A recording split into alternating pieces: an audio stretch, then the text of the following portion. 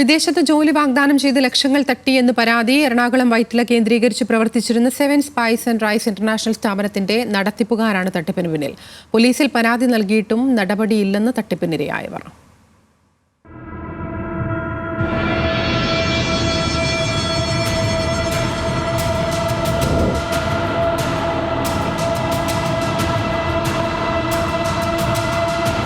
European രാജ്യങ്ങളിൽ ഒരു ജോലി എന്ന സ്വപ്നത്തെ മുതലെടുത്തുകൊണ്ടാണ് കൊല്ലം സ്വദേശി ഷാൻ സുലൈമാൻ, മൂവാറ്റുപുഴ സ്വദേശി ഷൈനി മാത്യു എന്നിവർ യുവാക്കളെ തട്ടിപ്പിനിരയാക്കിയത്. കെയർടേക്കർ, സ്റ്റോർ കീപ്പർ, സൂപ്പർ മാർക്കറ്റുകളിൽ അങ്ങനെ ജോലികൾ നിരവധി. ഭാഷാ പ്രാവീണ്യമോ മുൻ പരിചയമോ വേണ്ട, എത്രയും പെട്ടെന്ന് പണമടച്ചാൽ മാത്രം മതിയെന്ന് മാത്രമാണ് ആകെയുള്ള നിബന്ധന. ഏകദേശം 7.5 ലക്ഷം രൂപ കൊടുത്തിട്ടുണ്ട്. ഏകദേശം 6 മാസത്തിനുള്ളിൽ പോകാമെന്നാണ് നമ്മളത് പറയുന്നത്. 6 മാസം കഴിഞ്ഞു, ഇപ്പോൾ 2.5 വർഷം കഴിഞ്ഞിട്ട് നമുക്ക് പൈസയില്ല, ആൾ വിളിച്ചിട്ടാണെങ്കിൽ ഫോൺ അറ്റൻഡ് ചെയ്യില്ല.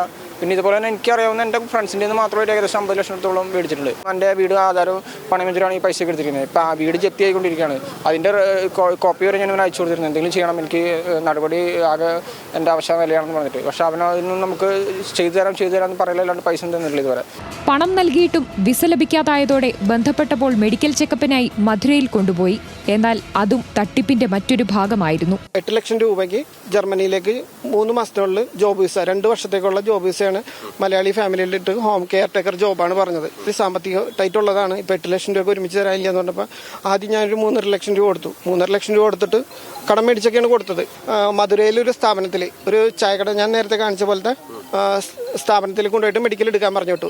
നമ്മളവിടെ ചെന്നിട്ട് ഈ പൈസ അവിടെ 4000 രൂപയായിട്ട് ഈ മെഡിക്കൽ എടുത്ത് പോന്നു വൈകുന്നേരം ആയപ്പോഴത്തേക്ക് ഷാൻ വിളിച്ചിട്ട് പറഞ്ഞു മെഡിക്കൽ ഫെയിലായി എന്ന് പറഞ്ഞു. അതിന് നമുക്ക് ഓവർകം ചെയ്യാനായിട്ട് നിങ്ങൾ തരാനുള്ള പൈസയിൽ തന്നെ ഒരു 2.5 ലക്ഷം രൂപ തന്നാൽ, ഇമ്മീഡിയറ്റ് ആയിട്ട് ഇന്ന് തന്നെ തന്നാൽ നമുക്കത് ഓവർകം ചെയ്ത് പോകാൻ പറ്റും. പിന്നെയും ഒരു 6 മാസം കഴിഞ്ഞു. ഈ പ്രോസസ്സിംഗ് എന്ന് പറഞ്ഞിട്ട് 6 ലക്ഷം രൂപയ്ക്ക് മേലെ കയ്യിൽ നിന്ന് പോയി. മറ്റൊരു തട്ടിപ്പ് കേസിൽ മൂവാറ്റുപുഴയിൽ അറസ്റ്റിലായ ഷൈനി മാത്യു ജാമ്യത്തിൽ പുറത്തിറങ്ങി മുങ്ങി. മുൻകൂർ ജാമ്യാപേക്ഷയുമായി കോടതിയിൽ പോയ ഷാൻ സുലൈമാന് ജാമ്യം നിഷേധിച്ചതോടെ ഫോണിലും ബന്ധപ്പെടാൻ സാധിക്കുന്നില്ല. വൈറ്റിലയിലെ സ്ഥാപനത്തിനു മുന്നിൽ സ്ഥിരമായി പരാതിക്കാർ എത്തിയതോടെ സ്ഥാപനവും പൂട്ടി. ജപ്തി ഭീഷണി നേരിടുന്ന പലർക്കും മുന്നിൽ ഇനി ആത്മഹത്യയല്ലാതെ മറ്റു മാർഗങ്ങളില്ലെന്നാണ് ഇവർ പറയുന്നത്. തങ്ങൾക്ക് നഷ്ടമായ പണം ഇനി എങ്ങനെ തിരിച്ചു ലഭിക്കും എന്നതിനും ഉത്തരമില്ല. ന്യൂസ് മലയാളം, കൊച്ചി.